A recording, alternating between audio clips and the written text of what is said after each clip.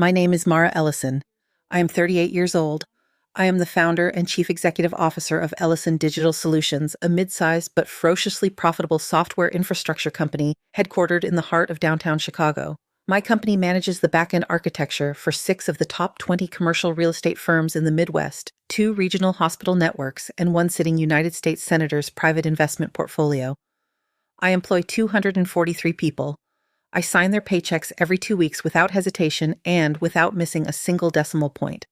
I built every single piece of that from a folding table in a studio apartment on the south side of Chicago 11 years ago with $6,200 in savings, a secondhand server rack, and a ferocious refusal to accept the life other people had decided was appropriate for a woman from my neighborhood.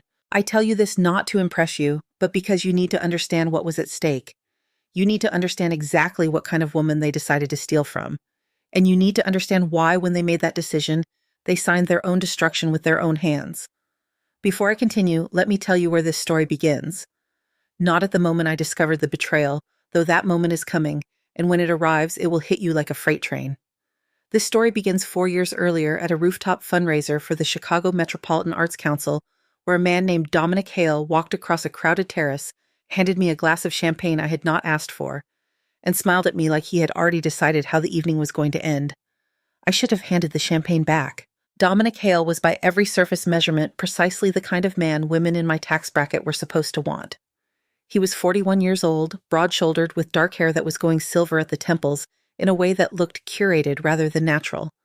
He had attended Northwestern on a partial athletics scholarship, played lacrosse well enough to make varsity, but not well enough to be arrogant about it, and graduated with a degree in urban planning that he leveraged into a mid-level position at his family's commercial real estate development firm, Hale Property Group. He was charming in the specific practiced way of men who grow up in households where charm is a survival skill. He remembered the names of waitstaff. He asked follow-up questions during conversations. He laughed at the right moments and went quiet at the ones that required gravity. On our second date, he told me that he found my professional success genuinely inspiring rather than threatening, and he held eye contact when he said it in a way that felt at the time like honesty. I was not naive. I had built a company from nothing. I had navigated rooms full of venture capitalists who saw my gender before they saw my pitch deck. I had fired executives who lied to my face with their hands folded politely on conference room tables. I was not the kind of woman who lost her head over a charming man with good shoes, but I was also at 34 tired in a specific way that ambition cannot fix. I had spent a decade being relentlessly competent and professionally admired and personally alone. Dominic Hale offered warmth. He offered presence. He offered the particular comfort of being genuinely seen by someone who was not on my payroll. I made the mistake of mistaking performance for reality. We dated for 18 months. He was attentive and consistent and funny in the dry, understated way I preferred. He met my small circle of close friends and was gracious with all of them. He never asked about my company's financials, which I found respectful at the time, and which I now understand was tactical patience. We got engaged on a Tuesday evening in November at a quiet Italian restaurant near Wicker Park with a simple oval diamond ring that he had chosen without any input from his family. I remember thinking at the time that the simplicity of the ring was a good sign. A man who understood that restraint was a form of confidence. I was wrong about that too. We married the following September. A small ceremony at a private venue in Lincoln Park, 50 guests, no fuss. I paid for the entire wedding myself because I could, and because I genuinely did not mind. Dominic's contribution was his family, who arrived in full force and took over every social dimension of the event, with the cheerful entitlement of people who have never once considered that a room might not belong to them. His mother, Constance Hale, was a woman I want you to picture very carefully, because she becomes important. She was 63 years old, small and immaculately presented, with the posture of a woman who had spent 40 years reminding other people of their social rank. She wore her gray hair in a severe architectural style, and dressed exclusively in neutral tones that she somehow made feel aggressive. She had been widowed 7 years earlier when Dominic's father, Richard Hale, died of a sudden cardiac event, leaving behind a real estate company, a substantial investment portfolio, and a family dynamic that Constance had immediately restructured around herself. She had 2 children. Dominic, who was the elder, and his younger sister, Vivienne, who was 36, effortlessly beautiful in a way she had leveraged into a lifestyle of expensive leisure, and married to a man named Fletcher Kane, who described himself as an entrepreneur, but whose actual occupation appeared to be playing golf at the Chicago Athletic Association and pitching business ideas over dinner that he needed other people to fund. Constance looked at me on my wedding day with an expression that I can only describe as assessment. Not warmth, not welcome. Assessment. She shook my hand rather than embracing me, complimented my dress with the specific phrasing of a woman who found it adequate rather than beautiful, and then turned to her son and told him he looked wonderful. She never once called me by my first name that evening. She called me Dominic's wife to my face in a room full of people 3 separate times. I told myself she was nervous. I told myself she was grieving her son's transition into a new family unit. I told myself that difficult mothers-in-law were a universal human experience and that patience and consistency would eventually build a bridge. I was constructing elaborate rationalizations for behavior that I would have identified immediately as red flags in any professional context. In my boardroom, I would have fired someone for less. In my marriage, I called it an adjustment period. The adjustment period lasted 4 years and never once improved. The Hale family operated on a principle I came to think of as the gravitational model of wealth. They had accumulated enough historical affluence, the family real estate business, the old money social networks, the Lincoln Park townhouse that Constance had inherited to project an image of substantial prosperity. But like many old Chicago families who had coasted on inheritance without aggressively growing it, the actual financial reality beneath the surface was considerably more fragile than the presentation suggested. Hale Property Group had been declining steadily for years before Dominic and I married. The commercial real estate market in Chicago was shifting in ways that the firm had been too conservative and too proud to adapt to. They were losing mid-tier clients to more agile competitors. Their flagship development project, a mixed-use tower on the near north side that they had been planning for 3 years, was hemorrhaging capital in permit delays and contractor disputes. None of this was disclosed to me before we married. I discovered it gradually over the course of my first year as Dominic's wife through the particular arithmetic of small observations that any financial professional learns to read. The offhand comments about cash flow timing. The way Fletcher went quiet whenever anyone asked a direct question about the status of his latest venture. The fact that Constance had quietly discontinued her membership at one of her 2 country clubs without offering an explanation. The way Dominic occasionally looked at my company's press coverage with an expression that was not quite pride and not quite resentment, but something that lived in the uncomfortable space between the two. I did not confront him directly. Instead, I did what I always do when I sense a discrepancy in the data. I began paying closer attention. What I discovered over the course of careful and quiet observation was a family portrait painted entirely in debt. Hale Property Group was carrying north of $3 million in operational liabilities, had missed 2 consecutive quarterly payments to their primary commercial lender, and had recently taken a silent loan from a private equity firm at terms that were, to put it charitably, punishing. Fletcher Kane's most recent entrepreneurial venture, a boutique co-working concept he had described to me over a dinner as pre-revenue but massively scalable, had burned through $200,000 of capital that, as far as I could trace, had originated from Constance's home equity line of credit. Constance's pristine Lincoln Park townhouse, which she referenced in conversation approximately as often as other people reference oxygen, was not a paid asset. It was collateral. It was leveraged to the precise point where any significant financial disruption would tip it into default territory. I brought none of this to Dominic's attention. Not because I was afraid, but because I was watching. A good analyst does not announce her findings until she has the complete data set. I was building a picture, and the picture was not finished yet. I focused on my company. Ellison Digital Solutions had just secured a contract with a regional infrastructure consortium that added 18% to our annual recurring revenue. I was in the middle of a product development cycle that my engineering team had been building toward for 2 years.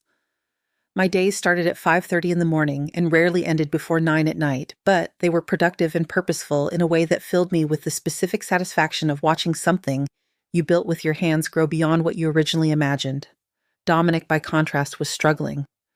The decline of Hale Property Group was accelerating, and he was caught between loyalty to his family's legacy and the dawning recognition that the legacy might not be salvageable. He began spending more time at his mother's townhouse.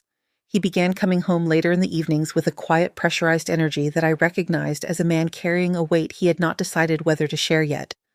I gave him space. I made dinner on the nights I was home in time. I asked open-ended questions and accepted incomplete answers without pushing. I was in every measurable way a patient and supportive partner. In retrospect, my patience was the rope they used to bind me. The turning point arrived on a Thursday evening in late January, during what was supposed to be a quiet family dinner at Constance's Lincoln Park townhouse. These dinners happened once a month. Constance hosted them with the precise formality of a woman who understood that ritual is power serving three-course meals on her late husband's china and seating everyone according to a hierarchy that placed her at the absolute center of all conversational gravity. Vivian and Fletcher attended without fail. Dominic attended because his sense of familial obligation was the single most reliable thing about him. I attended because I had decided early in our marriage that disengaging from Dominic's family would cost more than it saved. The evening started normally enough. The soup was good. The wine was a Burgundy that Constance described as a gift from an important friend, which meant she had purchased it on sale and was obscuring the receipt. Fletcher talked for 20 minutes about a development concept he was calling vertical residential ecosystems, which appeared to be a rebranded version of the co-working failure from 2 years prior but applied to luxury condominiums. Vivian interjected periodically to clarify how groundbreaking the concept was. Constance nodded along with the regal satisfaction of a woman presiding over brilliance. I ate my soup and listened and said nothing because in 4 years of these dinners, I had learned that my professional opinions were welcome only when they agreed with the prevailing consensus. Then, between the main course and dessert, Constance set down her wineglass with the deliberate delicacy of a woman preparing to say something she has rehearsed. "Mara," she said, which was already unusual because she typically used the phrase Dominic's wife until at least the second glass of wine. "We have been giving a great deal of thought to the family's financial future. As you know, the real estate market has been particularly challenging. Dominic has been working very hard, but the firm needs a significant injection of capital to stabilize operations and position the Northside Tower project for completion." She paused. She picked up her wineglass. She took a precise sip. "We have decided that the most sensible solution is for you to provide an operating loan of $1 million to Hale Property Group at a family rate structured as a 5-year note. Fletcher has prepared the preliminary documents." Fletcher produced a manila folder from beside his chair with the timing of a man who had been holding it in his lap since he sat down. The table went quiet. I looked at the folder. I looked at Dominic. My husband was staring at his plate with the fixed concentration of a man examining something extraordinarily interesting in his braised short rib. "Dominic," I said quietly, "did you know about this before tonight?" He looked up. The expression on his face was the answer before the words were. It was the expression of a man who had been complicit in something and had convinced himself that his discomfort constituted innocence. "We talked about the family needing support, Pekka," he said carefully. "I thought it was worth discussing." "At your mother's dinner table, without telling me in advance." "Mara." Constance's voice carried a practiced warmth that did not reach her eyes. "We are family. These conversations happen within families. There is no ambush here. We are simply asking you to consider a meaningful contribution to the shared enterprise that your husband's livelihood depends upon." Vivian smiled at me across the table. It was the smile of a woman who found other people's discomfort mildly entertaining. "You have built something remarkable," Vivian said. "Everyone knows that. We are simply asking you to use some of that success to protect the family that Dominic comes from. Surely that is not an unreasonable request." I looked at Fletcher's manila folder. I looked at Constance. I looked at my husband, who was still finding his short rib fascinating. Then I folded my napkin very carefully, placed it beside my plate, and smiled at the table with the same pleasant neutrality I use when a vendor overstates their product capabilities in a pitch meeting. "I will need to review the documents with my financial team," I said. "Thank you for the lovely dinner, Constance. The Burgundy was excellent."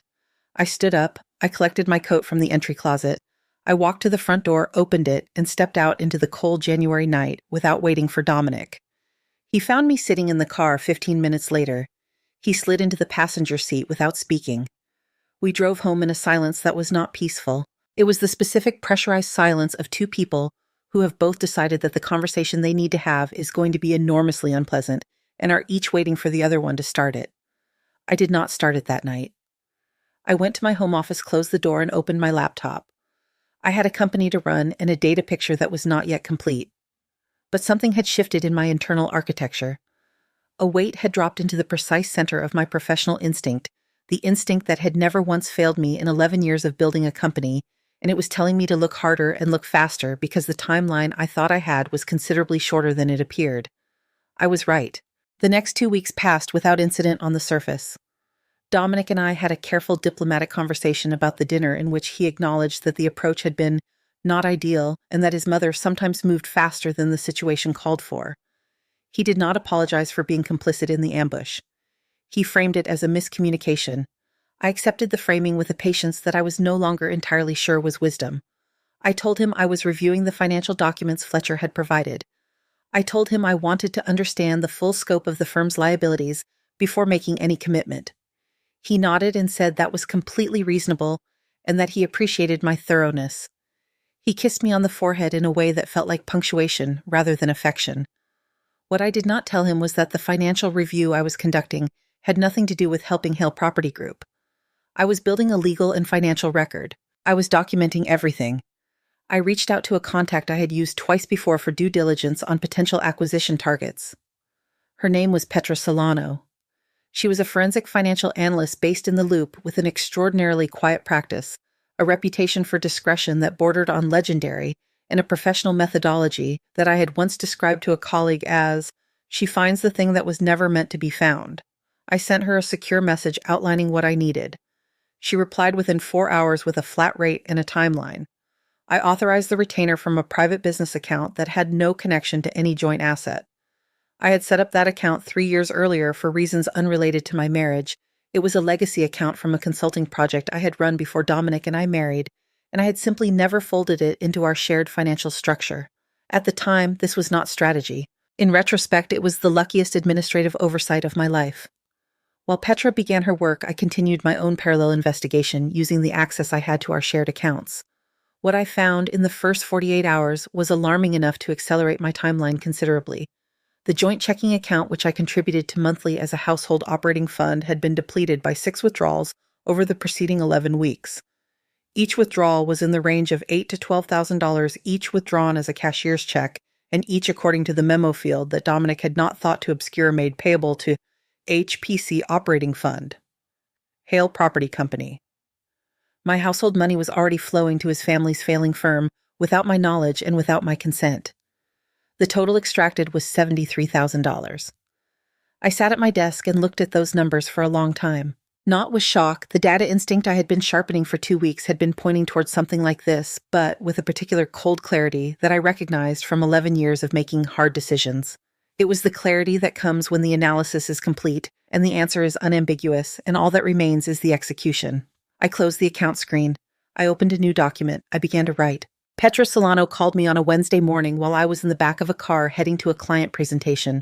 I answered on my wireless earpiece and kept my eyes on the city moving past the windows. "I need you to clear your afternoon, Petra." "Amy, yachi," Petra said without preamble. She was not a woman who wasted syllables. "What I found is not a document conversation. I need to show you the visual." I rescheduled 2 meetings and met her at her office on Michigan Avenue at 2 o'clock. She had printed everything.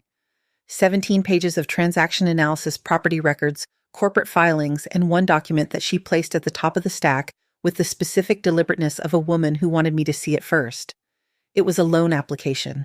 It was a loan application in my name for a home equity line of credit against the Lakeview brownstone I had purchased 4 years before my marriage and had never transferred fully into joint ownership, though I had in a gesture of marital trust that I now recognized as catastrophic naivety, added Dominic to the deed 18 months after our wedding.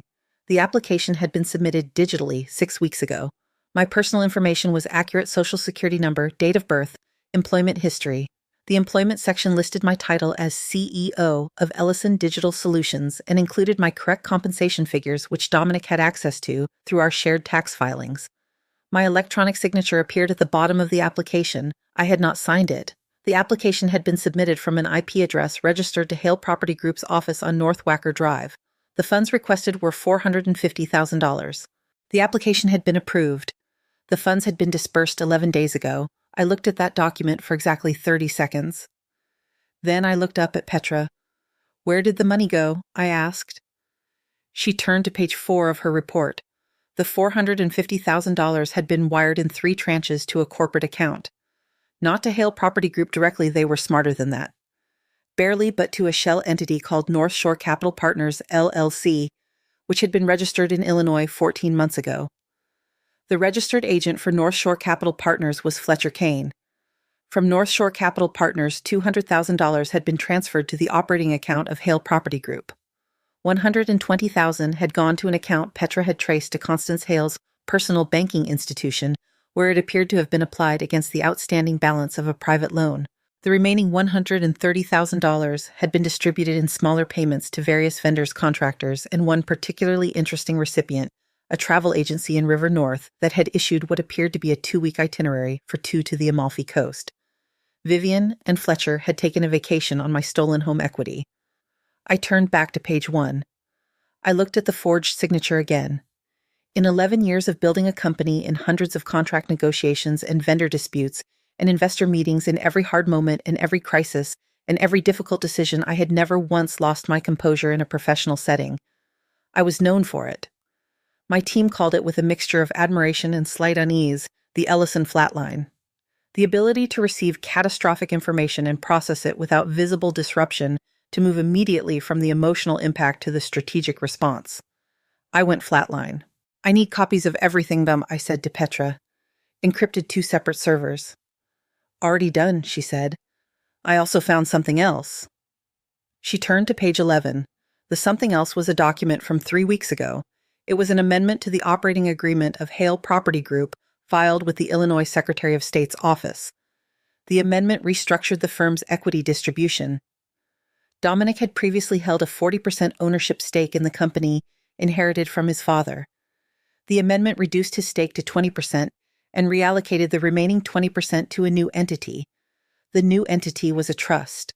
The trust was named the Hale Family Preservation Trust. The primary beneficiaries were listed as Constance Hale and Vivian Kane.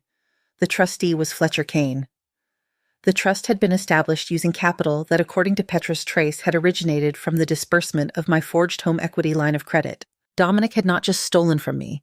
He had stolen from me and then allowed his mother and his sister to systematically cut him out of the asset he had sacrificed his marriage to protect. They had used him as the instrument of the theft and then reduced his inheritance as payment for the use of his hands. I looked at that document and felt something shift inside me that was not quite pity and not quite satisfaction. It was something colder and more precise. It was the recognition of a chess position in which every piece on the opposing side had been moved into a configuration that served only one player: me. "Thank you, Petra," I said. "Send me the invoice." "Already sent, Guillaume," she said. "Good luck." I did not need luck. I needed 72 hours and a very specific attorney. Her name was Diana Marsh, and she was widely regarded as the most technically precise and strategically ruthless family law and financial fraud attorney in the state of Illinois. She had a corner office in the Aon Center, a practice that focused exclusively on high net worth dissolution and asset fraud, and a professional reputation built on the kind of outcomes that made opposing counsel reconsider their career choices. I had known about Diana Marsh for 2 years. I had kept her contact information filed in my private notes application under a label that simply read insurance. A woman in my position, married to a man whose family had a complicated relationship with financial honesty, did not get to the level of professional success I had achieved by failing to prepare for scenarios she hoped would never materialize. I met her in her office the following morning at 7 a.m. She was already at her desk when I arrived, coffee in hand, reading glasses on, looking at documents with the focused intensity of a woman who found legal destruction genuinely satisfying. I laid out everything: the forged home equity application, the IP trace to Hale Property Group's office, the unauthorized joint account withdrawals, the shell entity, the trust formation, the Amalfi Coast vacation, Petra's complete forensic report, my own documentation of the timeline. Diana read through the materials without speaking for 22 minutes. Then she took off her reading glasses, set them precisely on the desk, and looked at me. "The identity theft charge alone carries 3 to 5 under federal sentencing," she said. "Wire fraud for the equity application because the funds moved across multiple financial institutions lands this squarely in federal jurisdiction. The shell entity and the trust structure suggest conspiracy, which means Constance, Vivian, and Fletcher are all potentially liable as co-conspirators, not just accessories." "And Dominic?" I asked. "He signed the equity amendment. He had access to your personal identification. He was present at the firm's office where the application originated." She paused. "His cooperation with investigators could reduce his exposure significantly, but that would require him to testify against his own mother." "What is the likelihood of that?" Diana allowed herself a small, precise smile. "In my experience, the likelihood of a man choosing his mother over a federal charge depends entirely on how clearly he understands what the federal charge means for the next decade of his life." "Help him understand it very clearly," I said.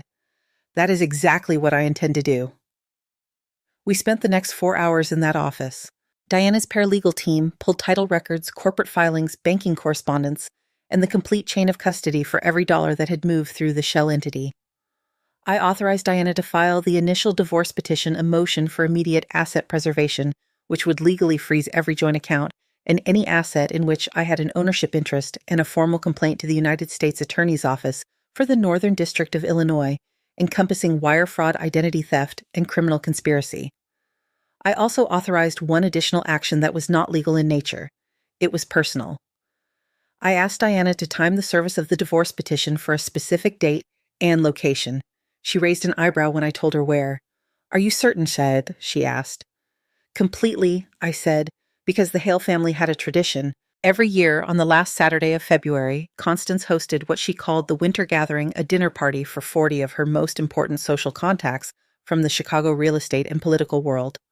City aldermen, development commissioners, board members of the cultural institutions that Constance supported with donations she could no longer actually afford. The kind of room where reputation was the only currency that mattered. This year's winter gathering was in 9 days. I had 9 days to prepare. I went home that evening and made dinner. Pasta with a white wine sauce that Dominic had always said was his favorite. I opened a bottle of Barolo and poured 2 glasses. When he came home at 7, I was sitting at the kitchen island with a glass in my hand and a document on the counter in front of me. He stopped in the doorway when he saw the document. "What is that?" he asked. "Fletcher's financial projections for the North Shore Tower project," I said. "The ones he included with the dinner proposal. I have been reviewing them."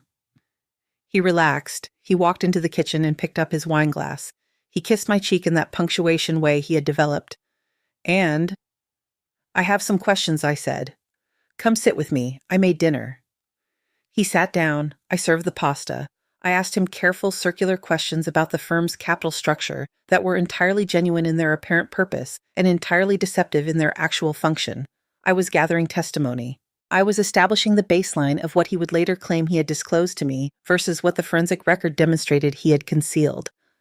Every answer he gave me in that kitchen, in that comfortable domestic scene, with the good wine and the pasta, was being processed and cataloged by the same analytical architecture that ran my company's quarterly reviews. He had no idea. By the end of dinner, he was relaxed.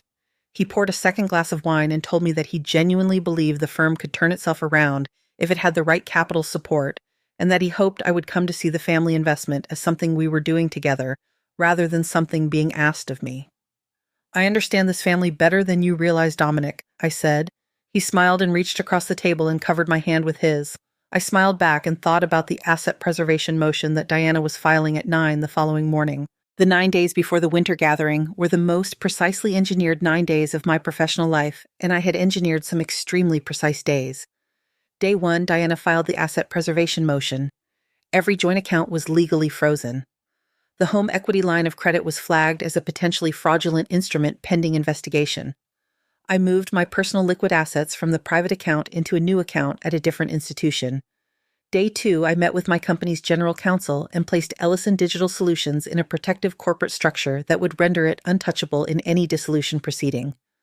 My company was my creation and my intellectual property, and my legal counsel had made it extremely clear that it was going to remain precisely that.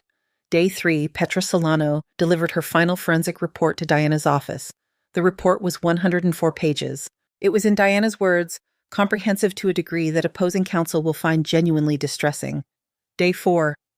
I received a call from Dominic at 11 in the morning. His voice was tight and careful, which told me that the frozen accounts had been discovered. He asked if there was a problem with our bank.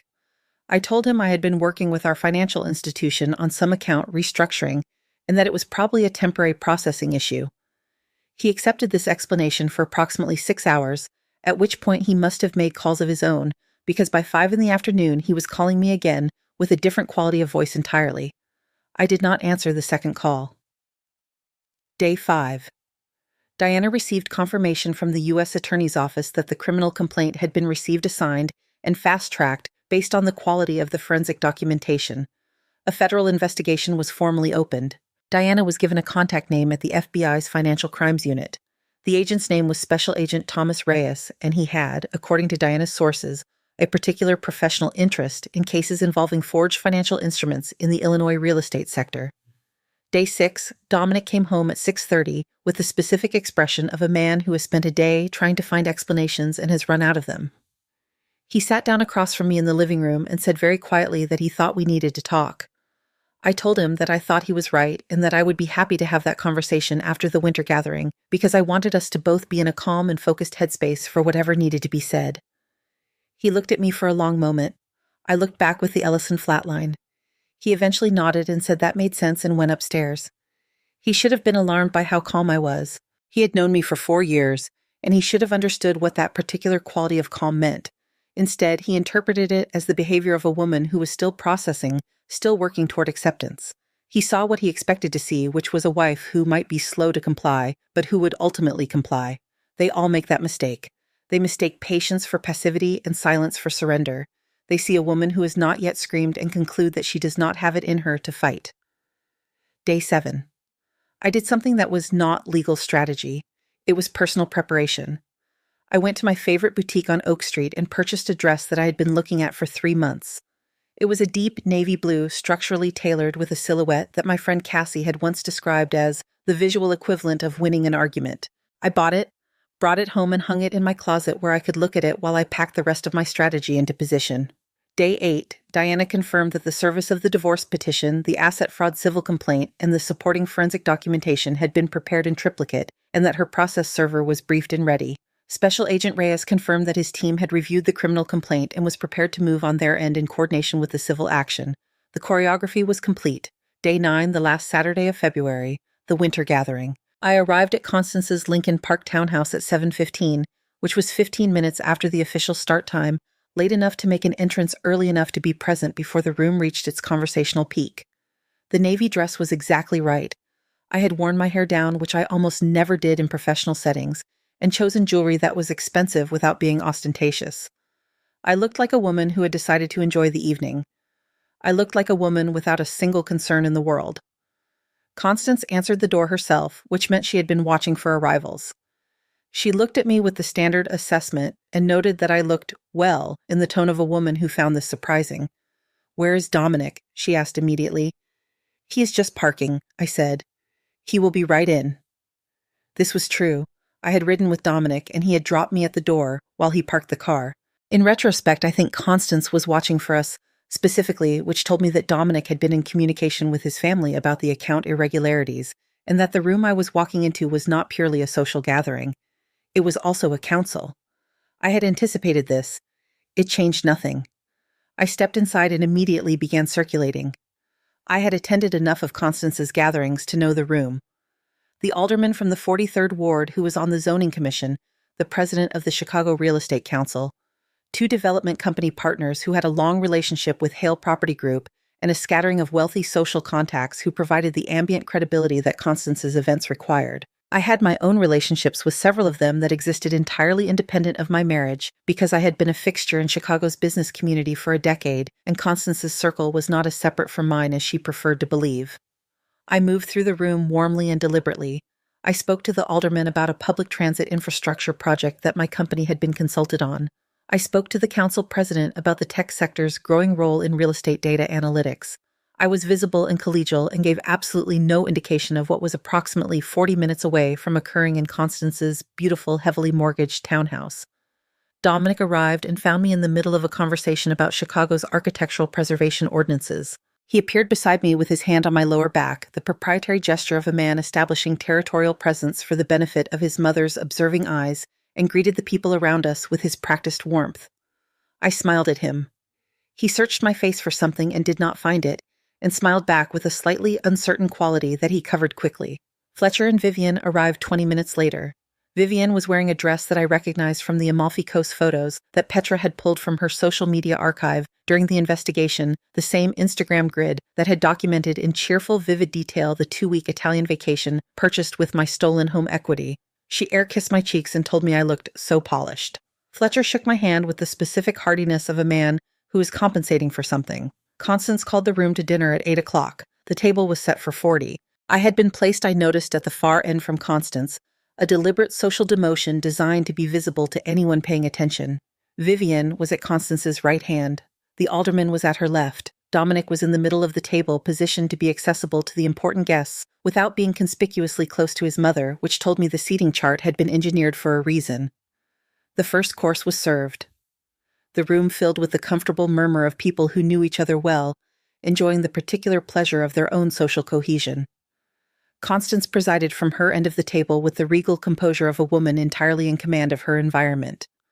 43 minutes into dinner, her phone buzzed on the side table behind her chair. She ignored it. It buzzed again, and again. She reached back and turned it face down. Across the table, I saw Fletcher check his own phone under the tablecloth edge. His face changed in a way that the man 2 seats away did not notice, but that I, who had been watching him carefully all evening, clocked immediately. He went slightly still. His hand closed around the phone. He looked at Vivian, who was mid-laugh at something the guest beside her had said, and his look was the concentrated, urgent look of a man trying to communicate a crisis through eye contact alone. The asset freeze notification had apparently just processed through their banking applications. I took a sip of my water and watched the first ripple of awareness begin to move through the Hale family end of the table. Dominic's phone was in his jacket pocket, and I saw him reach for it under the table. I saw him look at the screen. I saw his jaw tighten in the specific way it tightened when he was working to maintain composure under pressure. I set down my water glass. I stood up. 40 people looked at me. The room went from murmur to quiet in approximately 3 seconds. I apologize for the interruption, I said, my voice carrying easily across the long table with the practiced projection of a woman who had spent 11 years commanding boardrooms. Constance, thank you as always for your extraordinary hospitality. Before the evening continues, I feel it is important to share something with you and with your guests, many of whom are colleagues and partners whose trust and professional reputation matter enormously to this room. Constance's expression moved through surprise into alarm so fast that several of her guests noticed the transition. Mara, she said with the specific warning tone of a woman accustomed to controlling social situations. This is hardly. I have been the victim of financial fraud, I said, and the word fraud dropped into the room like a stone into still water. Specifically, the fraudulent use of my personal identification to execute a forged home equity application against my property, the unauthorized diversion of joint marital funds, and the use of those stolen assets to capitalize a shell entity established for the purpose of obscuring the money trail. The room was completely silent. The forensic documentation of these crimes has been delivered to the United States Attorney for the Northern District of Illinois, I continued. A federal investigation is currently active, and the individuals whose names appear in that documentation are present at this table tonight. Dominic was on his feet. Mara, stop. His voice was quiet and tightly controlled, which told me he understood exactly how serious this was and was trying to limit the damage. This is not the place. You forged my signature, Dominic, I said. Not loudly, precisely. You used my identity to take $450,000 from my property. You transferred that money through your brother-in-law's shell company to your mother's account and to Hale Property Group's operating fund. And you took $73,000 additional dollars from our joint account over 11 weeks without my knowledge. Every person at that table was now completely still. The alderman had set down his fork. The council president had turned in his chair to look at Dominic with an expression that combined alarm with the specific attention of a man calculating professional distance. Fletcher stood up. That is a completely false characterization of... The front door opened. 2 people walked in. One was a woman in a dark coat, whom I had given a key to the townhouse, a key I possessed, because Constance had given me one in the first year of my marriage, for emergencies, a decision she was about to regret with her entire social identity. The other was a man carrying a legal portfolio and wearing the unhurried, deliberate expression of a professional process server who has done this hundreds of times and finds drama neither interesting nor relevant. The process server walked to the end of the table where Dominic stood and placed the document package against his chest. Dominic Hale, the server said, you have been served. He walked to where Fletcher was standing, still mid-objection, and placed a second package against his chest. Fletcher Kane, you have been served. He turned and walked to Constance, who had not moved from her chair and whose face had taken on the particular gray fixed quality of a person experiencing a fundamental system failure. He placed the final package on the tablecloth in front of her. Constance Hale, you have been served. But the packages contained the divorce petition, The civil fraud complaint and a document that I had specifically requested Diana include a formal notice of claim against the Hale Family Preservation Trust, which legally encumbered every asset that had been moved into that trust using funds traced to the forged equity application. They had built a trust to protect their assets. I was now the primary claimant against that trust. The process server walked back to the front door, nodded at me with professional courtesy, and left. The room remained completely silent. 40 people were sitting at Constance's carefully arranged dinner table, looking at the Hale family with an expression that I had seen once before in a professional context.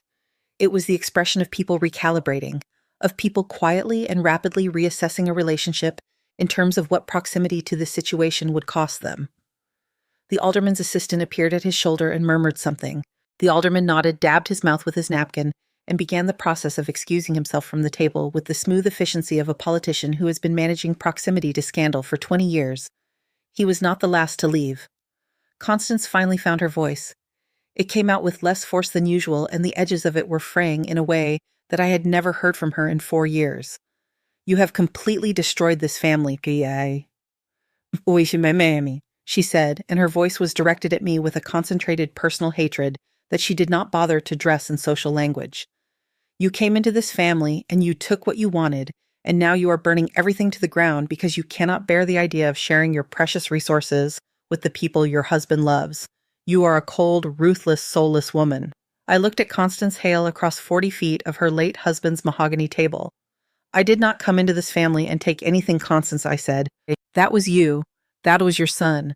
That was your daughter and your son-in-law and the shell company your son-in-law registered in Illinois 14 months ago. I came into this family and I worked and I contributed, and I was patient with behavior that I should have addressed years ago because I valued my marriage, and I believed in good faith that the people around me shared that value." I picked up my water glass, finished what remained in it, and set it down on the tablecloth with a quiet final sound. "I do not burn things to the ground, Constance," I said. "I audit them. And when the audit reveals fraud, I file the appropriate reports. That is what I have done. Everything that happens next is the natural consequence of decisions your family made."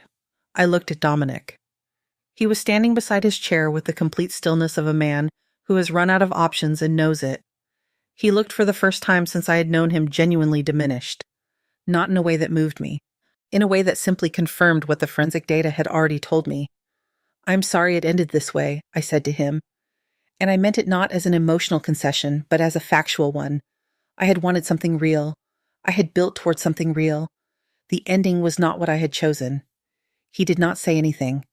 I turned, walked through the quietly evacuating dining room, through Constance's immaculate entry hall, and out the front door of the Lincoln Park townhouse that I had recently made a series of very specific legal arrangements to ensure would not remain Constance's property for very much longer. The February night was brutal and clear. My car was waiting at the curb. I got in. The driver pulled away from the townhouse with the unhurried confidence of someone completing a scheduled job. I looked straight ahead as we moved through the lit streets of Lincoln Park and did not look back. Part 1 was finished. The rest was arithmetic. The morning after the winter gathering, I woke up at 5:15 without an alarm. This is not unusual for me. I have been waking before my alarm since my second year of running Ellison Digital Solutions, when I realized that the first 90 minutes of the day before the organization demands my attention are the most cognitively precise hours I have. I do my best strategic thinking in the gray quiet before the city fully wakes. I have built entire product architectures in that early morning space. I have made personnel decisions, financial decisions, and on one specific February morning, the decision about exactly how to dismantle the financial and social infrastructure of a family that had stolen from me while smiling across my dining table. I made coffee in the kitchen of the River North apartment I had moved into 2 days earlier. I had sublet it from a colleague based in London for 6 months, a clean, modern 2-bedroom with floor-to-ceiling windows overlooking the Chicago River paid in advance from my private account. No shared address, no joint lease, no connection to anything Dominic could reach or touch or know about until I was ready for him to know about it. I sat at the window with my coffee and watched the city come into its morning colors and thought about what needed to happen next, in what order, with what timing. The river below was dark and moving and utterly indifferent to human drama, which I found in that particular moment enormously clarifying. The chess pieces were positioned. What remained was the endgame, and I had always been better at endgames than anyone in any room I had ever occupied. I set down my coffee cup, opened my laptop, and began to write. Let me tell you what the morning after looks like when you are the person who initiated the detonation. People imagine it as triumphant. They imagine you wake up feeling electric, vindicated, blazing, with the satisfaction of having executed exactly what you planned. And there is some of that I will not pretend otherwise, because dishonesty about the emotional texture of this experience would undermine the only thing that makes telling it worthwhile. But the dominant feeling in those first gray hours after the winter gathering was not triumph. It was the specific bone-deep exhaustion of sustained precision. I had been operating at maximum analytical intensity for 9 days straight. I had been managing the performance of a woman at peace while simultaneously coordinating a federal complaint, a civil lawsuit, a divorce petition, a forensic accounting investigation, a process server, and the acquisition of a defaulted mortgage note, all while running a 243-person technology company in the middle of a major product development cycle. I was tired in the way that only comes from doing something that mattered enormously and required everything you had. It was not the gray exhaustion of defeat. It was the clean, earned exhaustion of a race you ran to the finish line at full speed and won. I allowed myself 20 minutes of sitting at the window doing nothing but drinking coffee and watching the river. Then I opened my laptop and began the next phase, because a chess player who pauses to admire the board after a decisive move is a chess player who has forgotten that the game is not finished until the king is taken. The king, in this case, had multiple crowns, and I intended to take all of them. Diana called me at 7:30. She was already in her office, which I had come to understand was simply her natural state. I suspected Diana Marsh had been born at her desk and would die there, and that she would find both circumstances entirely appropriate. "The U.S. Attorney's Office made contact this morning," she said without preamble. Diana did not do preamble. It was one of the things I liked most about her. "Agent Reyes wants to schedule a formal interview for the record. They have reviewed the forensic package and are moving quickly. The forged signature on a federally insured loan application is exactly the kind of clean, documentable federal crime that prosecutors love. There is no ambiguity in the evidence chain.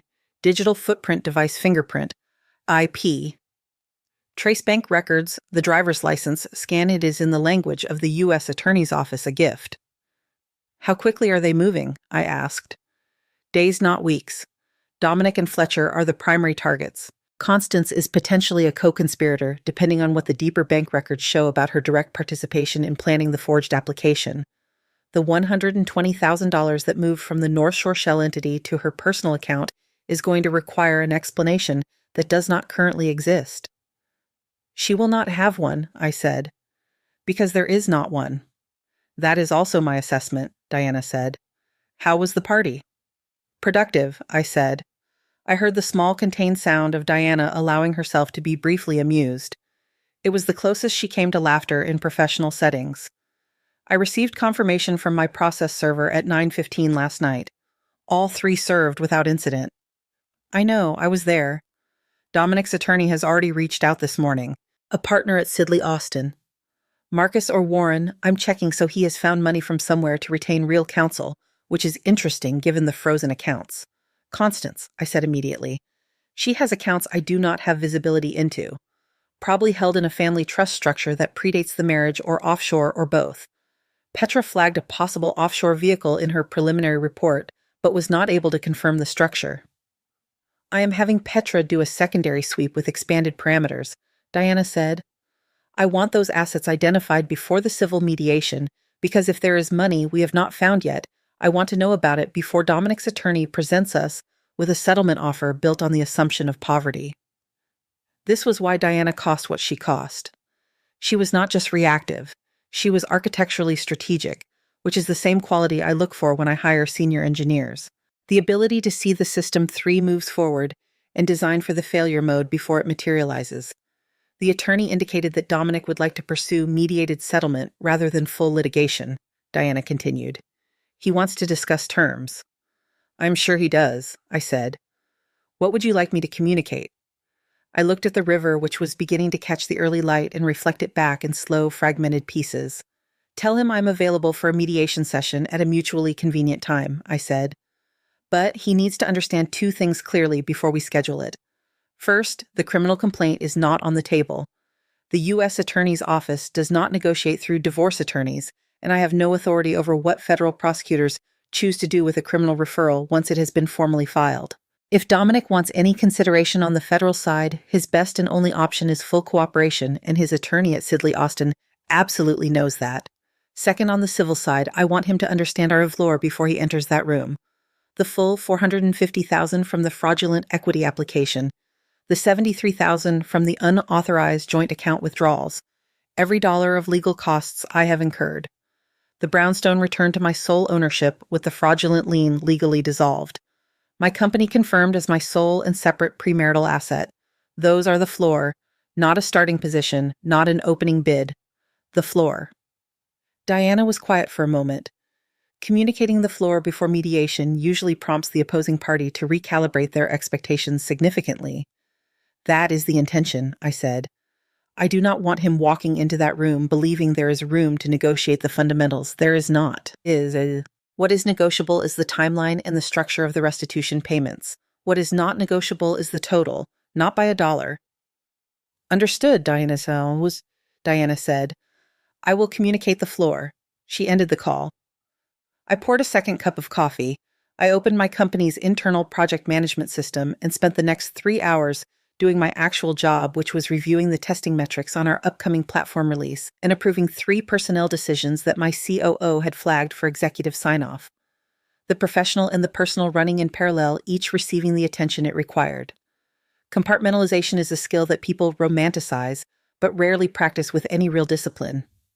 I had been practicing it since I was 23 years old and running a bookkeeping service out of my first apartment while also studying for my CFA exam, and also working 20 hours a week at a financial consulting firm to pay the rent. Parallel processing is not a gift. It is a developed capacity.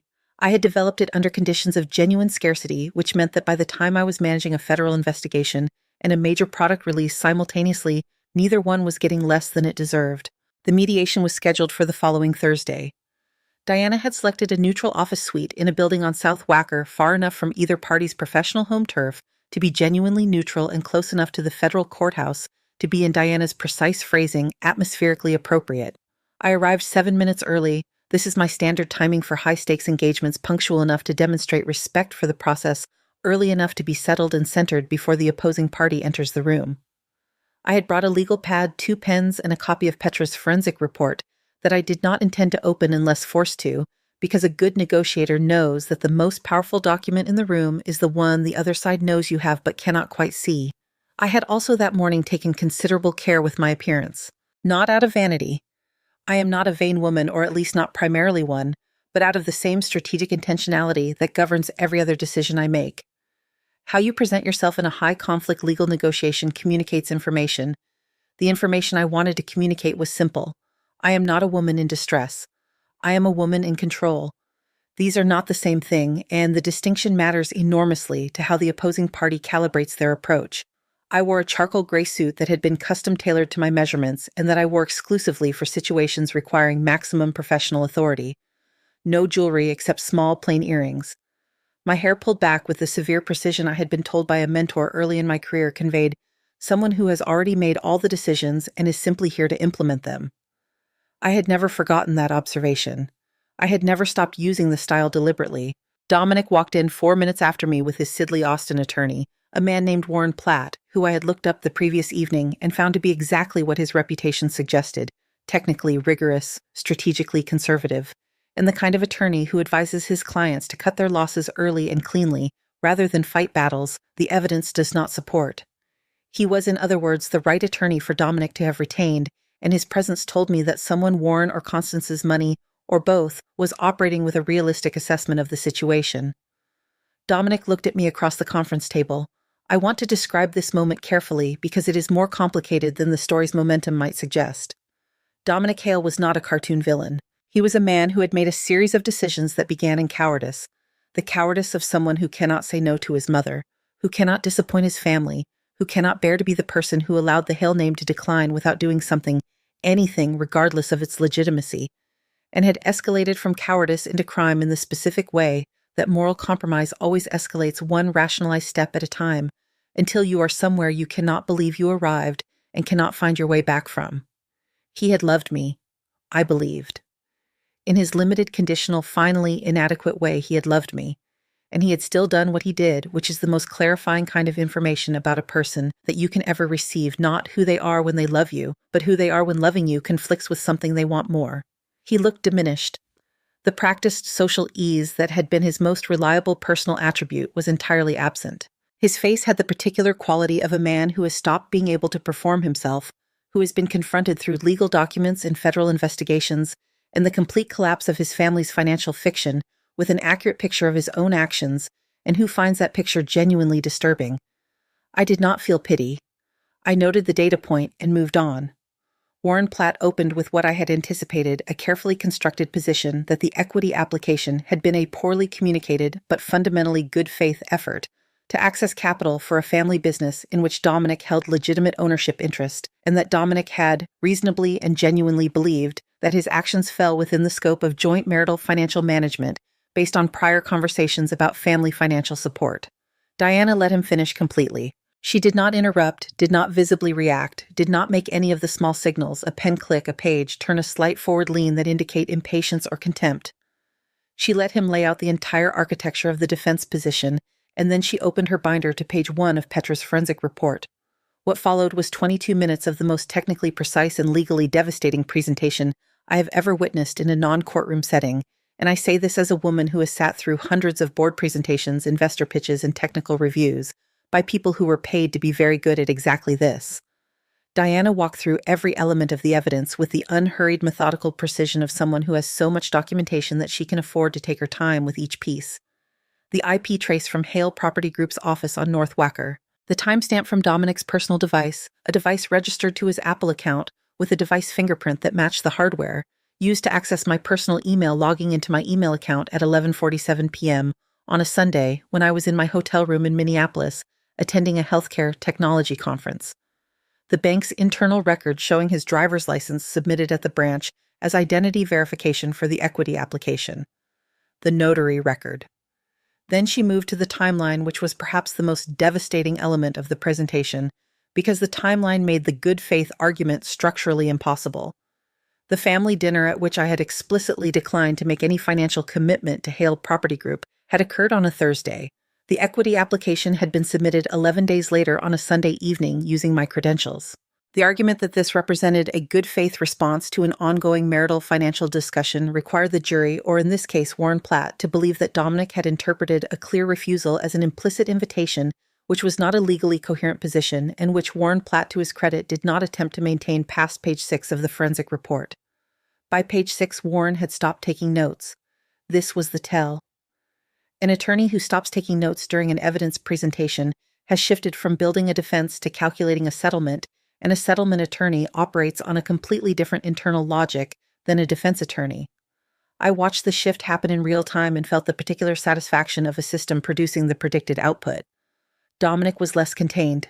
By page 9, he was staring at the conference table with his hands flat on the polished surface in front of him, very still in the way of a person who is holding themselves together through deliberate physical effort. By page 14, the page that contained the complete chain of custody for the North Shore Capital Partners distributions, including the $130,000 that had funded the Amalfi Coast vacation, his jaw had tightened to the point where a muscle was visibly working in his cheek.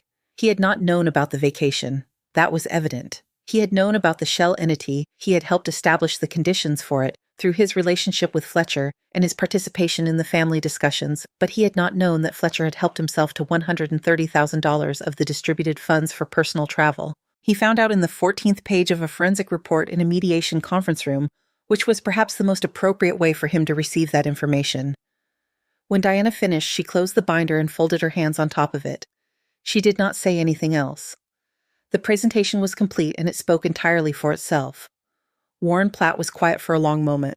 Then he said, "I would like to request a 15-minute recess." "Of course," Diana said. Warren and Dominic went into the hallway. Through the floor-to-ceiling glass partition, which I privately suspected Diana had chosen this particular room precisely for, I watched them have a conversation. Warren was direct and low-key and used his hands minimally, which is the body language of a man delivering a clear assessment rather than a persuasive argument. Dominic stood with his arms crossed initially, then let them drop. His head went down. At one point, he pressed the back of his wrist against his mouth in the gesture of a man working to maintain composure under information that is genuinely difficult to absorb. Warren put a hand briefly on his shoulder, not warmly professionally, the gesture of an attorney communicating to his client that the moment has arrived to accept the situation as it is. They came back in after 12 minutes, not 15. Dominic sat down. He did not look at me. Warren laid out in clean and unembellished terms that his client was prepared to accept the terms as communicated by Diana prior to the session. The full restitution figures, the brownstone, my company, legal costs, full cooperation with the federal investigation which Warren acknowledged was not within his capacity to negotiate on the criminal side, but which his client was prepared to offer voluntarily, both because it was the right thing to do and because it was the only meaningful variable he could still control. Diana produced the settlement agreement. It was already drafted because Diana had prepared it in advance on the correct assumption that this was how the mediation would conclude. She was that kind of attorney. Dominic signed.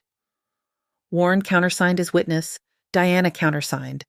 I signed last with a pen I had brought specifically for this purpose, the same silver pen I had used to sign my original partnership agreement for Ellison Digital Solutions 11 years ago, the document that made my company real. I had carried it in my briefcase for 11 years and had used it only for documents of genuine consequence. The signing of my divorce agreement was a document of genuine consequence. Not in the way of celebration, in the way of finality. I looked at my signature on the page and thought with a clarity that surprised me by its completeness that I was finished. Not finished in the defeated sense, finished in the sense of something concluded, sealed placed appropriately into the past, where it belonged so that the future had the full, unobstructed space it required. Dominic looked up when the signing was done. He looked at me directly for the first time since he had entered the room. "I am sorry, Mara," he said. His voice was quiet and rough-edged and carried the specific weight of a man who means what he is saying without any expectation, that meaning it will change anything. I know it doesn't fix anything. I just need you to know that I know what I did. All of it." I held his gaze for a moment. "I know you know," I said. "That matters. It just doesn't change the outcome." He nodded. He looked back at the table. Warren Platt stood and offered Diana his hand, then offered me his hand, which I shook with the professional courtesy it deserved. He gathered his materials with the efficient calm of a man who had managed the situation as well as it could have been managed and was content with that result even in the absence of a victory. I gathered my own materials and walked out of the conference room with Diana. We took the elevator down in silence. In the lobby, she held the door for me, and we stepped out together onto South Wacker, where the February wind was doing the particular violent thing it does when it comes in off the lake and finds the canyon of the river corridor to amplify itself through. Diana buttoned her coat. "Coffee?" she asked. "Yes," I said. We walked half a block to a place she knew on the corner, sat down, and spent the next 40 minutes talking about absolutely nothing related to the case. Her youngest child's school play, the new infrastructure development on the West Loop that was changing the pedestrian flow of the entire neighborhood, a novel she had read recently that she found technically impressive and emotionally unsatisfying. Small, real, ordinary conversation between two women who had just finished something significant and needed the specific relief of normalcy. When we left, she shook my hand on the sidewalk. "It has been a genuine professional pleasure," she said. "Likewise," I said, and meant it entirely. "Let me tell you about Petra Solano's secondary sweep because it produced information that changed the shape of what came next." I had asked Diana to authorize an expanded forensic investigation following the mediation, specifically targeting any financial structures connected to Constance Hale that had not been captured in Petra's initial report.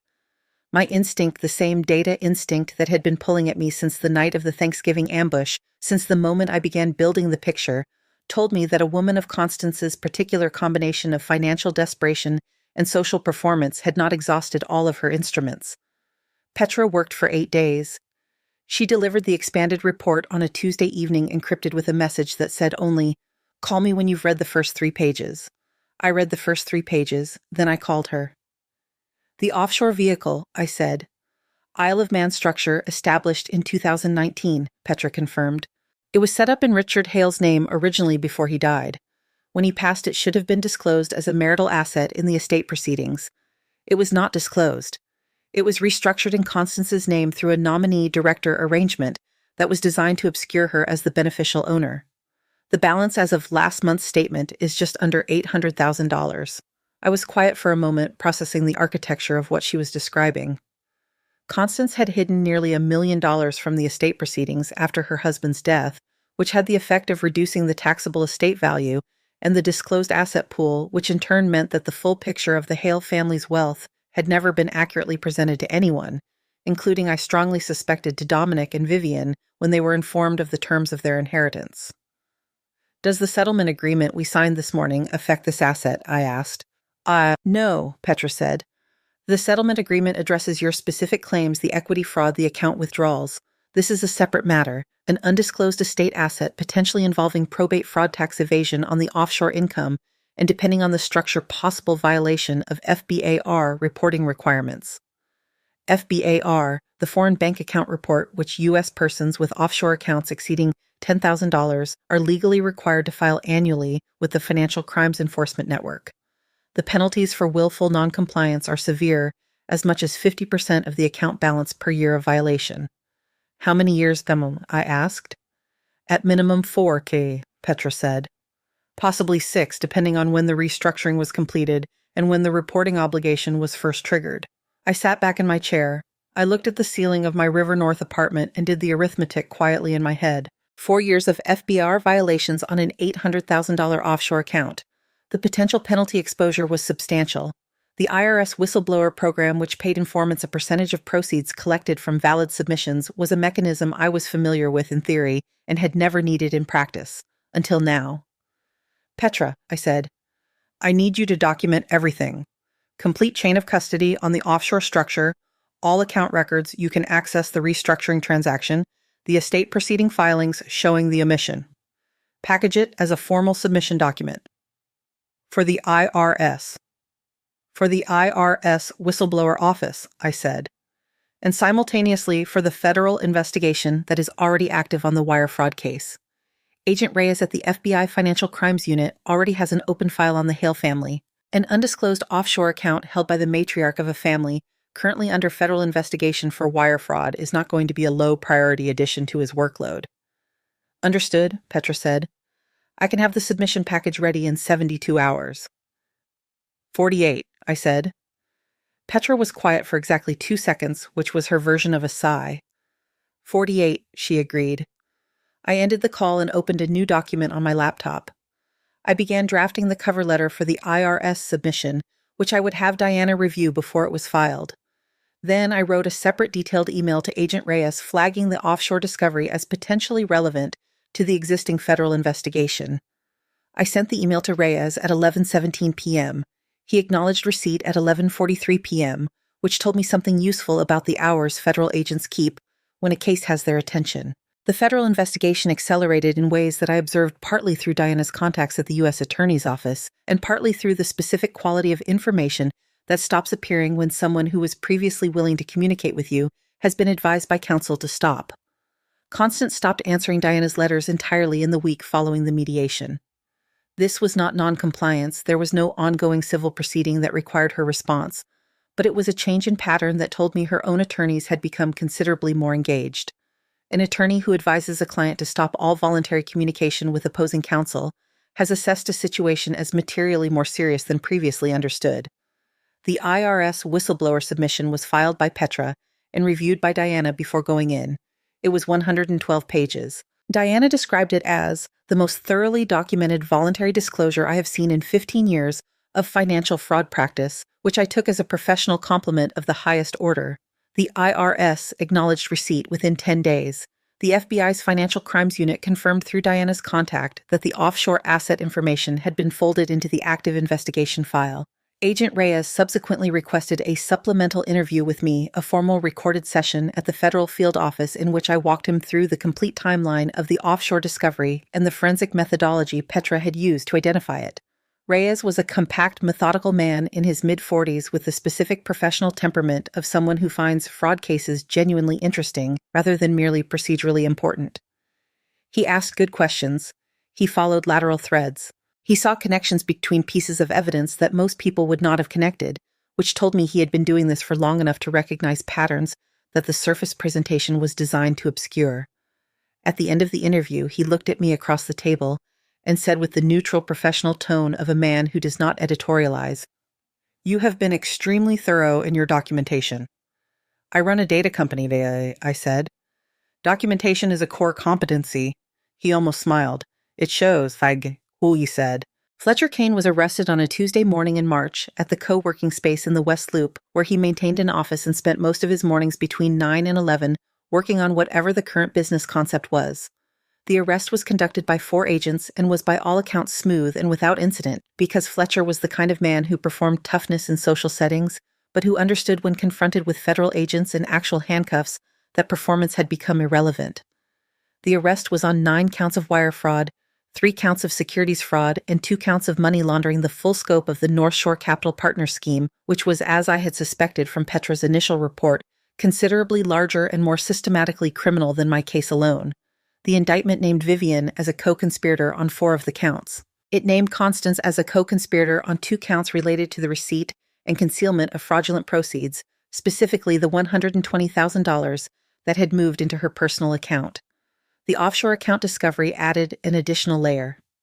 Constance was separately charged with 4 counts of FBAR, willful noncompliance, which is a federal crime carrying substantial civil and potentially criminal penalties. This charge was separate from the wire fraud conspiracy and was in its way the one she found most devastating, not because the penalties were the most severe, but because this was the charge that was entirely her own. The wire fraud was Fletcher's architecture with the family as participants. The offshore non-disclosure was a decision Constance had made alone after her husband's death for entirely self-interested reasons that had nothing to do with her children or her family narrative. It was the clearest available evidence of who she was when no one was looking. I learned of the offshore charge through Diana, who received the information from her U.S. attorney contact late on a Thursday afternoon. She called me while I was in the middle of a product roadmap review with my engineering lead. The FBAR counts were included in the superseding indictment, Diana said. How many? I asked, stepping out of the conference room into the hallway. 4 counts of willful noncompliance, civil penalty exposure in the range of $1.6 million at the statutory rate, potential criminal referral depending on how the IRS whistleblower proceeding develops. I was quiet for a moment. And Constance's response? She retained a criminal defense attorney this week, separate from the civil counsel who has been managing the foreclosure response. The criminal attorney is a former AUSA, decent reputation, expensive retainer. Where is she funding the retainer? That, Diana said with a particular quality in her voice that told me she had been waiting to share this piece, is an interesting question. The offshore account is currently subject to an IRS hold pending the investigation. Her domestic assets are either leveraged, foreclosed, or encumbered by the civil claims. The Hale Family Preservation Trust is subject to my claim. I am not immediately clear on where the funds are coming from. Neither is she, I said. That is going to become a problem very quickly. It became a problem within 2 weeks. The criminal defense attorney filed a motion to withdraw from representation, citing an inability to secure the agreed retainer. Constance was left with a court-appointed public defender on the federal charges, a transition that her neighbors in Lincoln Park, several of whom had received through the interconnected social networks of Chicago's North Side real estate community, detailed summaries of the indictment, and the offshore charge observed with the specifically attentive interest of people reassessing a social relationship they had maintained for decades. I was not responsible for the social network transmission of this information. I want to be clear about that. I did not call anyone. I did not brief anyone. I did not engineer the social consequences of Constance Hale's public legal exposure. Those consequences were the natural output of a system she had built, a system predicated on the management of appearances, in which her standing depended entirely on the perception of wealth and respectability, encountering the reality of what she had actually done. The system ate itself. That is what systems built on false data do eventually. Dominic was sentenced on a Wednesday afternoon in mid-April. I was in the courtroom. I want to explain why, because it is a question I have been asked more than once by people who find it difficult to understand why I would choose to be present for something that was by any measure painful. The answer is that I did not go for satisfaction. I did not go to watch him suffer. I went because the proceeding was the formal conclusion of a legal process that I had been a central participant in for months, and I needed to witness the conclusion in person to be able to release it completely. There is a neurological reality to physical presence that no amount of secondhand report can replicate. The brain closes things differently when the body has been there. I sat in the gallery in a charcoal suit, not the same one I had worn to the mediation, but similar, and watched the federal proceeding with the focused attention I bring to any significant data event. The courtroom itself had the particular quality of federal courtrooms, larger and more austere than state courtrooms, with a gravity built into the physical dimensions of the space that state courts do not always achieve. The seal on the wall, the elevated bench, the specific acoustics of a room designed to amplify the weight of consequences. Dominic stood before the federal judge in a dark suit that was not as well fitted as the ones I had watched him choose carefully from his closet every morning for 3 years. His Sidley Austin team had remained through sentencing. Warren Platt stood beside him characteristically composed. They had negotiated the cooperation agreement effectively, which had the effect it was designed to have. The federal prosecutor presented the case summary. The judge listened with the focused, unhurried attention of someone who had read everything in advance and was now auditing the spoken summary against his own understanding. He asked 2 clarifying questions, precise questions, the kind that indicated jurist who was paying close attention rather than processing the hearing as a procedural formality. Then he looked at Dominic. He spoke for 7 minutes. I will not reproduce the full content of his remarks because they were addressed to Dominic, not to me, and they belong to Dominic's experience of that proceeding. But the core of what he said was this: that the crime was not impulsive but calculated, that it involved the deliberate exploitation of a trust relationship that carried a specific legal and moral weight, that the fact that the exploitation had been conducted within the context of marriage made it more serious rather than less, and that the cooperation provided, while genuinely valuable and appropriately credited, did not erase the fundamental nature of the original act. The gavel came down. 18 months in a minimum security federal correctional facility, followed by 3 years of supervised release, mandatory restitution, and a permanent bar from serving as a financial fiduciary in any federally regulated context. Dominic's head dropped forward slightly when the sentence was read. He recovered quickly, the composed reflex of a man who had been performing steadiness for so long that even in the moment of sentencing, the performance persisted. Warren Platt put a brief hand on his shoulder. The federal marshal stepped forward. Dominic turned once before they moved him toward the side door. He scanned the gallery. I was not sure what he was looking for, whether he was looking for me or for some other witness to the ending of this portion of his life, or whether he was simply performing the gesture of taking in the room one more time before it was closed to him. His eyes found mine for a moment. I held his gaze steadily, without expression, without warmth, without hostility. A clean, neutral look. The look of a woman who has processed this particular data set to completion. Then, the marshals guided him through the door and it closed, and I stood up, gathered my coat, and walked out of the courtroom into the pale April sunlight of downtown Chicago. I took a different route back to the office than I normally would. I walked along the river for 6 blocks, not because I needed the time to collect myself. I was already collected, but because the river was doing something beautiful in the April light, and I had earned the 6 blocks. Fletcher Kane went to trial. I want to give this its proper weight because the trial was not the clean, swift affair that the documentary evidence might have suggested it would be. Fletcher had retained a genuinely skilled defense team that understood their client's best option was not to contest the facts, but to contest the framing, to argue in effect that what the federal government was characterizing as systematic fraud was in reality a series of well-intentioned but poorly structured business transactions conducted by an entrepreneur operating in good faith in a challenging market environment. It was an audacious argument. It was also, as the jury eventually determined, not supported by the evidence, but it occupied 11 days of courtroom time and required the government to present its full case with the kind of methodical completeness that leaves no gaps for a defense team to exploit. Agent Reyes was the government's primary witness for the forensic financial evidence. He testified for 2 days. I attended both days.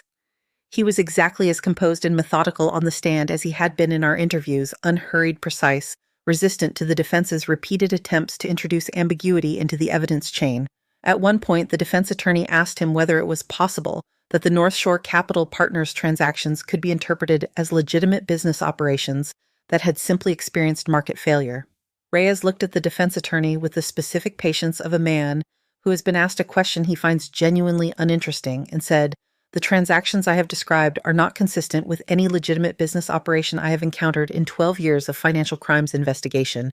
They are consistent with a pattern of fraud." The defense did not follow up on that line of questioning.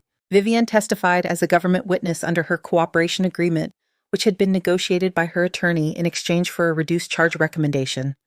She testified about the structure of the North Shore entity, the conversations she had witnessed between Fletcher and Dominic about the equity application and her own knowledge of the Amalfi Coast travel arrangements. She was on the stand the most presentable she had ever managed, composed specific and apparently genuinely contrite in the specific way of someone who has had months to understand that contrition is her most useful remaining currency. I watched her testify from the gallery. I had not seen her since the winter gathering at which she had been wearing the same dress she had worn in the Amalfi Coast social media posts that had ended up in the federal evidence file. She looked smaller now.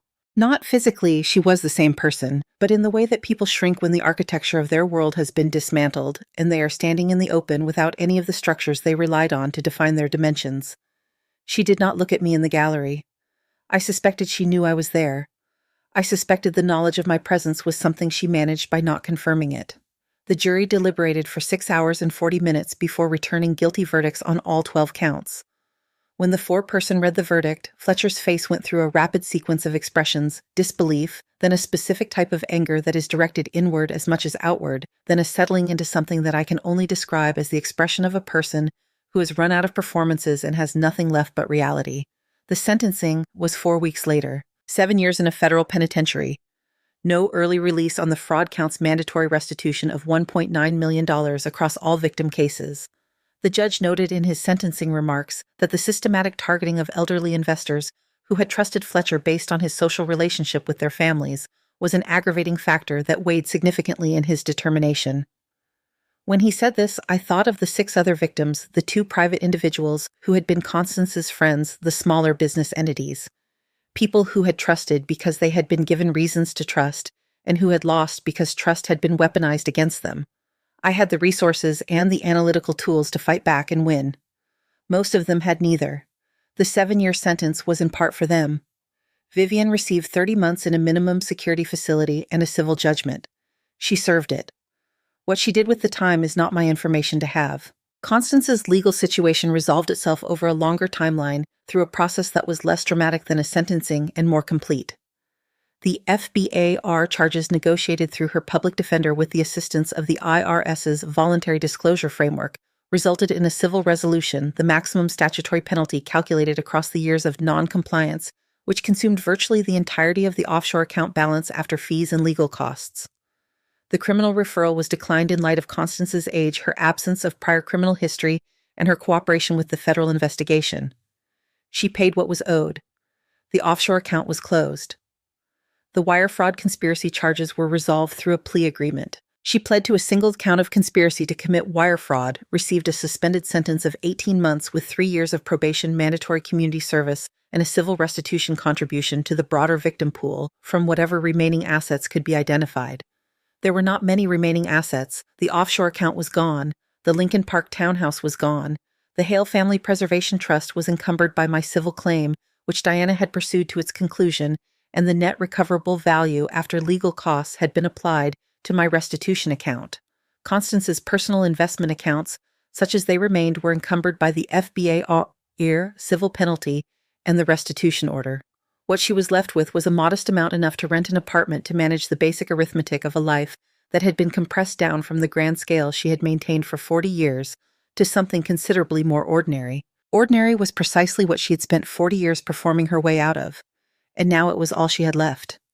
I did not feel the satisfaction of that you might expect me to feel. I want to be honest about this because the honest account is more useful than the satisfying one. What I felt was closer to a clear, flat comprehension. A sense of the ledger having been brought to balance not because I had done everything I did out of retributive motivation, but because the world had processed a set of inputs and produced the corresponding outputs, and the correspondence was accurate. They had taken. The system had calculated the consequence. The consequence had arrived. That is arithmetic. Arithmetic does not require me to feel triumphant about it. The townhouse. I want to tell you about the townhouse in detail because it is the part of the story that people find most surprising and that I find most instructive. When Petra's initial forensic report had established that Constance's Lincoln Park property was carrying defaulted debt at a level that placed it on the edge of foreclosure, I had made a series of decisions in rapid sequence that were in combination the most aggressive financial move I have made in my personal life. In my professional life, I have made bolder moves. I have bet the company on product decisions, on personnel decisions, on market timing. But in my personal life, I tend toward conservatism, the natural overcorrection of someone who grew up without financial safety nets and understands viscerally what it costs to be wrong about money. This time, I was not conservative. I had established the Delaware LLC on a Friday afternoon through a corporate attorney I had used for business purposes, a clean generic entity name, a registered agent. No paper trail connecting it to me as an individual. I had contacted the financial institution holding Constance's defaulted note the following Monday and made the acquisition offer. The bank had accepted within 48 hours, with a closing timeline of 5 business days. I had paid for the defaulted note from my private account, the legacy consulting account that predated my marriage that Dominic had never known existed, that had continued to accumulate value through conservative investment over the years. I had been running Ellison Digital Solutions. It was not a small expenditure. But the discount at which banks typically sell non-performing notes, particularly heading into year-end when their balance sheet presentation is under regulatory scrutiny, meant that I was paying considerably less than the property's market value for an instrument that gave me senior creditor status on one of the most desirable pieces of real estate in Lincoln Park. The financial logic was clean even before the personal dimension was considered. As a pure investment, it was a sound transaction. The personal dimension was simply the additional benefit that came from the intersection of good financial analysis and very specific situational knowledge. After the eviction, which I will describe in a moment, I moved quickly on the property. I had arranged in advance for a staging company and a premier Northside brokerage to be ready on short notice. The staging team went in within a week of the eviction. They found the house immaculately maintained. Constance had always kept it beautifully, and whatever her flaws as a human being, her domestic standards were not among them. The cosmetic work required was minimal. Fresh paint in the primary rooms, updated kitchen hardware, the removal of some of the more dated decorative elements that had accumulated over 40 years of the same family's occupancy. Photography was done on a bright March morning when the light through the front windows was doing the specific thing that makes Lincoln Park properties photograph magnificently. The listing went live on a Thursday afternoon. The first showing was the following Saturday morning. The second was Saturday afternoon. By Sunday evening, we had received 4 offers. All 4 were over asking. 2 were all cash. The winning offer came in on a Monday morning, a couple in their late 30s, both professionals who had been looking in Lincoln Park for 8 months and had twice been outbid on comparable properties. They were decisive and motivated, and the offer was clean. No contingencies other than the standard inspection period. The inspection found nothing material. The closing was set for 6 weeks out and executed on schedule with the efficiency that comes from a well-prepared seller's side and a motivated buyer who had retained a competent closing attorney. The wire transfer hit my LLC account on a Wednesday morning in early May. I was at my desk when the notification arrived. I opened the banking app, confirmed the figure, and sat for a moment looking at the number. Then I opened my tracking spreadsheet. I entered the final figures. I ran the calculation. The net position after the mediation, restitution, after every legal cost, after Petra's retainer, after the note acquisition cost, after the staging and brokerage fees, was that I had not merely recovered what was stolen from me. I had recovered what was stolen from me and generated a substantial additional return on the intervention because I had purchased Constance's defaulted debt at a distressed price and sold the underlying asset into a premium market. They had tried to drain me. Instead, they had handed me a transaction. I closed the spreadsheet. I made a note in my investment portfolio tracker. Then I went to a one-on-one with my head of product because we had a client integration issue that had been sitting in my review queue for 2 days and needed my attention. The eviction itself. I want to address it separately because it happened before the closing and because it is the moment that when I tell this story, people most want to hear about in detail. I was in my office on a client call when the sheriff's deputies arrived at the Lincoln Park townhouse. The eviction had been scheduled through the Cook County court process, the formal notice, the motion, the granted order, the set date, and I had chosen not to be physically present because I had determined that being there served no productive purpose and potentially several unproductive ones. I am a woman who runs a company on the principle that you do not need to be in the room for every consequence of the decisions you make. You make the decisions with precision. You design the process with care. You trust the system to execute. Being present at every outcome is the impulse of someone who needs to personally witness the result in order to believe in the decision, and I have not been that person for a very long time. What I know of the eviction I know from my property attorney's report, and from the specific quality of the information that Constance's subsequent communications did not contain, which was any account of what the morning was like for her.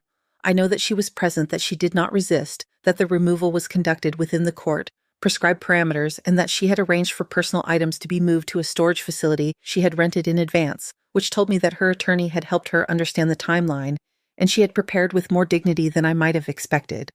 There is something in that detail, the prepared storage unit, the absence of theatrical resistance, that tells me something about Constance Hale that I did not expect to learn. That under the performance and the entitlement and the decades of cultivated imperviousness, there was a woman who understood, when the situation finally made denial impossible, how to meet an ending. Not with grace, I will not be that generous, but with a residual self-possession that was the final remnant of a woman who had once built something real before she lost the ability to distinguish between building and borrowing. I noted this. I did not change any of my decisions based on it. But I noted it because I'm a woman who tries to see data accurately even when the data complicates the cleaner version of the story. 6 months after the divorce was finalized, I moved into a permanent home.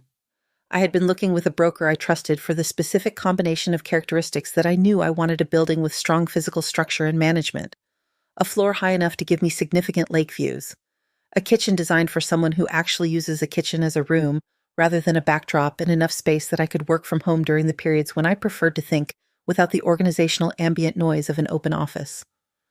I found it on a Tuesday afternoon in October on the 19th floor of a building on East Erie Street in Streeterville, the neighborhood that sits directly between the Magnificent Mile and the lakefront, close enough to downtown that I can walk to meetings in the Loop when the weather permits, elevated enough that the lake is the first thing I see in the morning and the last thing I see at night. The apartment was not cheap. I bought it without a mortgage from a private account in a transaction that took 11 days from offer to close. When the keys were handed to me in the lobby of the building, I rode the elevator up to the 19th floor alone and walked into the empty apartment and stood at the window for a while looking at the lake. Lake Michigan in October is a specific, extraordinary thing. It has a gravity that smaller bodies of water lack, a sense of scale that reorients the viewer, that makes the city behind you feel appropriately sized rather than overwhelming. I stood at the window and looked at the water for a long time and thought about nothing in particular except that I had built this view. Not the physical fact of it, the building and the glass and the engineering of the elevation had been built by other people, but the position from which I was standing to see it.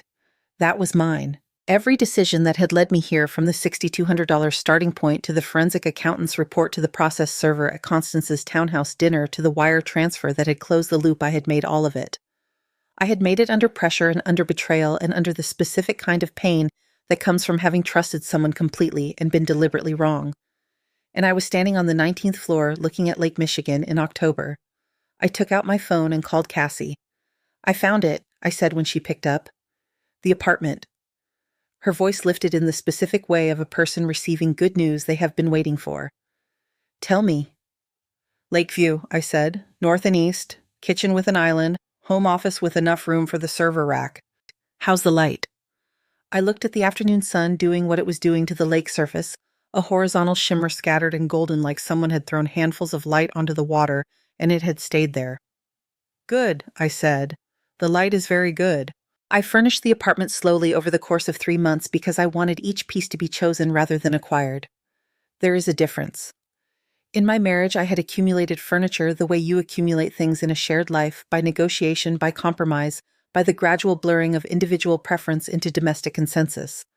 The cognac leather sectional that takes up the center of my living room was chosen by me alone for no reason other than that I sat on it in the showroom and thought with the unambiguous clarity of a simple preference, being satisfied that this was the right couch.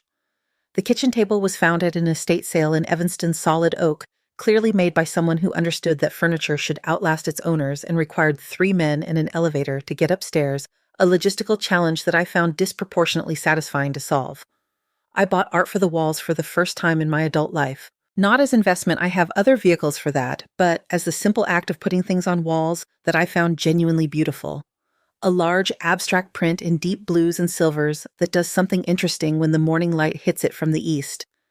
A small architectural photograph of a Chicago building that I have walked past hundreds of times and find structurally extraordinary. A piece made by a young artist whose work I encountered at a gallery opening in the West Loop, who I subsequently became a collector of because I had the resources and the interest, and no one to consult about either. This last detail, no one to consult, took some recalibration. Marriage, even a failing one, builds the reflex of shared decision-making, of the automatic orientation toward another person's response. When that orientation is removed, the initial experience is something that resembles disorientation before it becomes something that resembles freedom. I gave myself permission to go through the disorientation stage without trying to resolve it prematurely. It lasted about 6 weeks. Then it was simply gone, replaced by the straightforward pleasure of moving through my own life on my own terms. My company continued to grow through the period of the legal proceedings, and after it, because companies led by good people with good systems continue to grow when their leader is managing a concurrent crisis, provided the leader has built the organizational infrastructure that does not require her to be present for every decision. I had built that infrastructure intentionally starting in the 3rd year of Ellison Digital Solutions' existence, because I understood that a company that cannot function without its founder is a company that has a single point of failure, and I do not build systems with single points of failure. My COO, whose promotion I had finalized during the mediation week in a detail that I find clarifying about my priorities, managed the day-to-day operations with a capability that occasionally exceeded my own management of them, which is exactly the outcome a CEO should be working toward. My head of engineering delivered the product release on schedule. My sales team closed 3 enterprise contracts in the second half of the year, 2 of which I had helped position through personal relationship cultivation in the months before the personal crisis began, and which closed without my direct involvement in the final stages. The Chicago Business Magazine profile ran in the spring. The photograph was taken in my new home office, the one with the server rack and the lake view on a morning when the light was doing the thing it does. And the writer spent 2 hours with me on a Tuesday afternoon, asking the kinds of questions that profiles of technology executives typically involve. My background, my founding story, my philosophy about building companies and managing teams and making decisions under uncertainty. She did not ask about my marriage or my divorce. This was a professional interview, not a personal one, and she was a professional journalist who understood the distinction. I appreciated it. I said nothing about any of it. What had happened was my data. My company was my result. I was not interested in the space between them as a public narrative. The profile was well received. I received a significant volume of professional correspondence following its publication. Partnership inquiries, speaking invitations, a request from a university business school to join an advisory board that I ultimately accepted because the work was interesting. I responded to all of it through the appropriate professional channels and moved on. The IRS whistleblower program, for those unfamiliar with its mechanics, pays informants between 15 and 30% of the proceeds collected from qualifying tax fraud submissions above $2 million. The calculation timeline is long. The IRS does not issue whistleblower awards until the matter is fully resolved, which in complex cases can take years, and the process is not simple. I want to be direct about this part of the story because I think directness is important.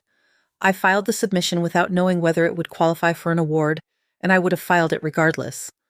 The offshore non-disclosure was a tax crime that harmed the federal fisc and that existed independently of my personal claims against Constance. Reporting it was the correct thing to do, and the forensic documentation Petra had assembled was sufficient to make the report actionable. These were the relevant facts. The potential financial outcome was a secondary consideration. When the award notification arrived, it arrived in the form of a letter from the IRS whistleblower office, and the award figure was at the higher end of the statutory range. I read the letter once, confirmed the figure, and instructed my accountant to handle the tax treatment of the income appropriately. Then I made a donation to an organization in Chicago that provides financial literacy education and legal aid to survivors of domestic economic abuse, the specific category of harm in which one partner uses marital finances as an instrument of control or exploitation, which is more common, more devastating, and less visible than most people understand. The donation was substantial. It was made in my name because I have no interest in anonymous philanthropy. If the act matters, it matters more when it is traceable to a person making a deliberate choice. I received a thank you call from the organization's executive director, who told me that my donation would fund 2 full-time financial counselors for a year. I thanked her and asked her to send me their annual impact report, which she did, and which I read with the focused attention I give to reports that matter. Cassie's new person turned out to be a landscape architect from Wicker Park named Denise, who built urban green spaces and had opinions about Chicago's park system that she shared with the particular intensity of someone who had thought about this professionally for a decade. She was funny and grounded and treated Cassie with an attentiveness that I recognized, having now sufficient comparison data, as the real version of the performance I had initially found convincing in Dominic. I liked her immediately. We had dinner together, the 3 of us, at the new place on Randolph that Cassie had texted me about, and then dinner again a month later at my apartment where I made the pasta, and Denise brought a bottle of wine she had chosen with more care than the occasion technically required, which is my preferred type of guest. I am telling you about Denise because she is part of the story in the sense that Cassie is part of the story, the people who remained and who made the remaining count for something. The institutional support that lawyers and forensic accountants provide is essential, and I'm genuinely grateful for it. But the personal support, the Tuesday text that just says, update, and the Saturday morning phone call that does not require a reason to exist, that is the architecture that the rest of the structure leans on, and I want it named. I have been asked by the people who know what happened, and by myself in the quiet hours of my own processing, whether I would do it differently. The answer is not simple because the question is not simple. If I'm asking whether I would have made different choices in the investigation, and the legal response no, every decision was correct within the context of the situation as it existed. The mediation terms, the criminal referral, the offshore submission, the note acquisition, the settlement structure.